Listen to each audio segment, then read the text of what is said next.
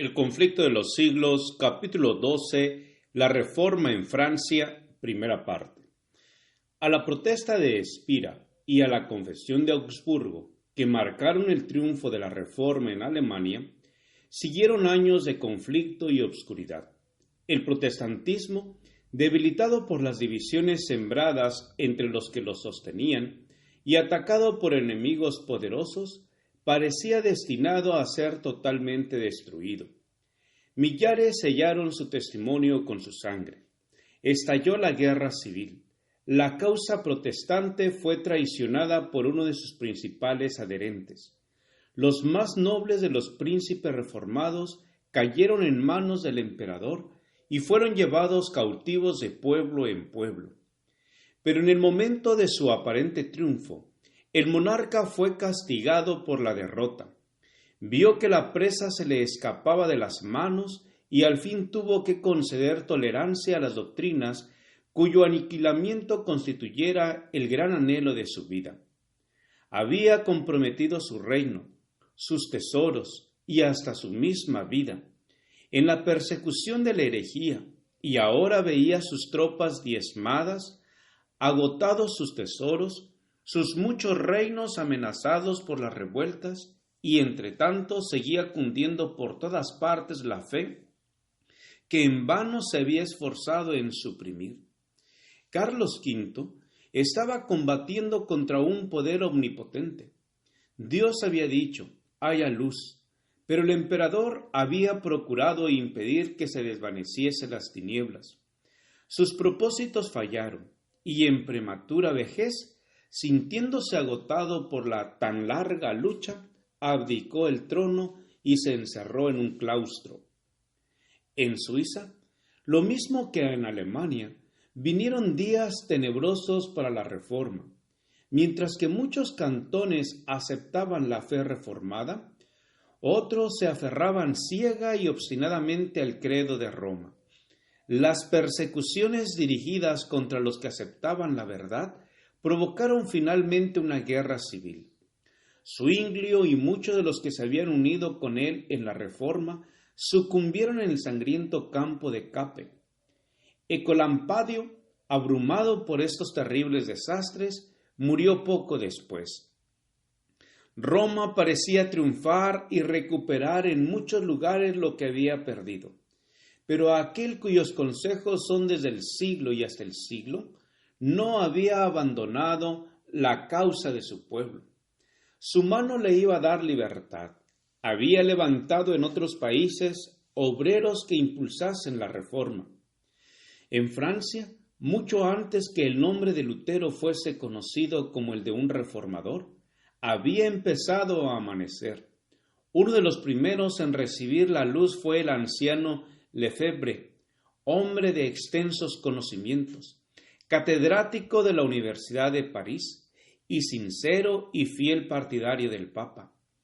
En las investigaciones que hizo en la literatura antigua, se despertó su atención por la Biblia e introdujo el estudio de ella entre sus estudiantes. Lefebvre era entusiasta orador de los santos y se había consagrado a preparar una historia de estos y de los mártires como la dan las leyendas de la historia.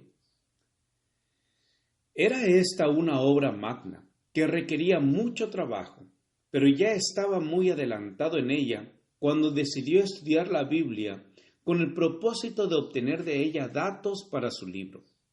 En el sagrado libro halló santos, es verdad, pero no como los que figuran en el calendario romano.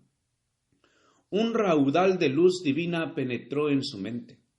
Perplejo y disgustado abandonó el trabajo que se había impuesto y se consagró a la palabra de Dios. Pronto comenzó a enseñar las preciosas verdades que encontraba en ella. En 1512, antes que Lutero y Zwinglio empezaran la obra de la reforma, escribía Lefebvre: Dios es el que da, por la fe, la justicia, que por gracia nos justifica para la vida eterna. Refiriéndose a los misterios de la redención, exclamaba: ¡Oh grandeza indecible de este cambio! El inocente es condenado, y el culpable queda libre. El que bendice carga con la maldición, y la maldición se vuelve bendición. La vida muere y los muertos viven. La gloria es envuelta en tinieblas, y el que no conocía más que confusión de rostro es revestido de gloria.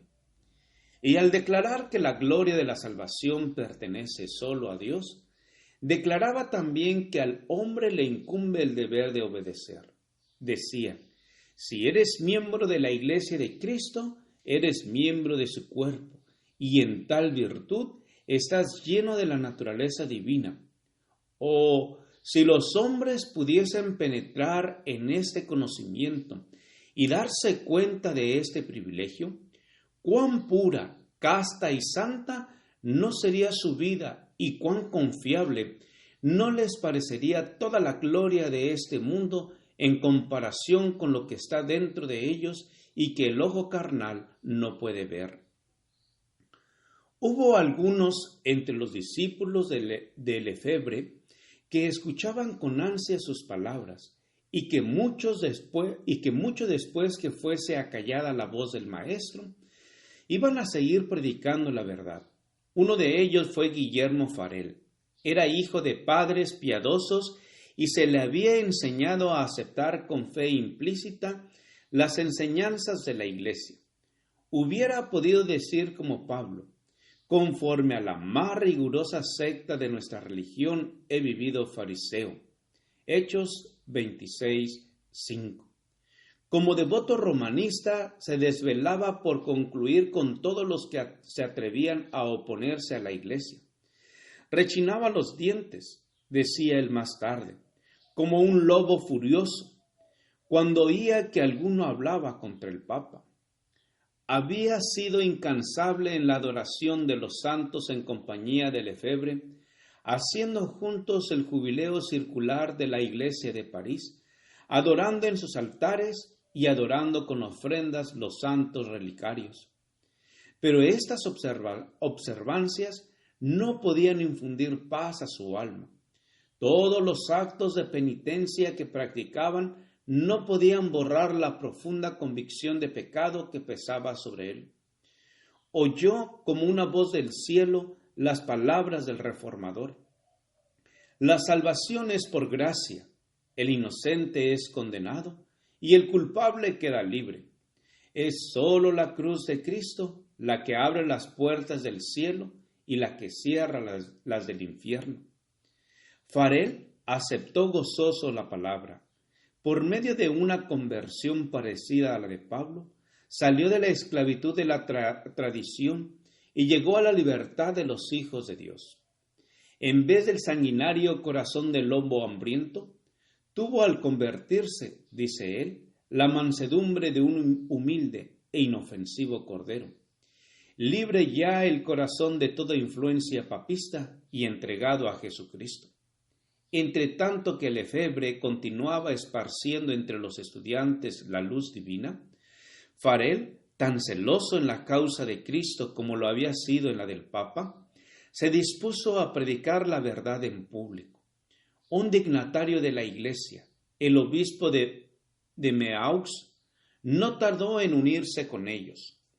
Otros maestros que descollaban por su capacidad y talento se adhirieron a la propagación del Evangelio, y éste ganó adherentes entre todas las clases sociales, desde los humildes hogares de los artesanos y campesinos hasta el mismo palacio del rey. La hermana de Francisco I, que era entonces el monarca reinante, abrazó la fe reformada. El mismo rey y la reina madre parecieron ser algún tiempo considerarla con simpatía. Los reformadores miraban con esperanza hacia lo porvenir y veían ya a Francia ganada por el Evangelio. Gracias por escuchar este audio. Te invito a escuchar el siguiente capítulo. Jehová te bendiga y te guarde. Jehová haga resplandecer su rostro sobre ti y tenga de ti misericordia. Jehová alce sobre ti su rostro y ponga en ti paz. Con aprecio, el pastor Juan Manuel Flores Espinosa.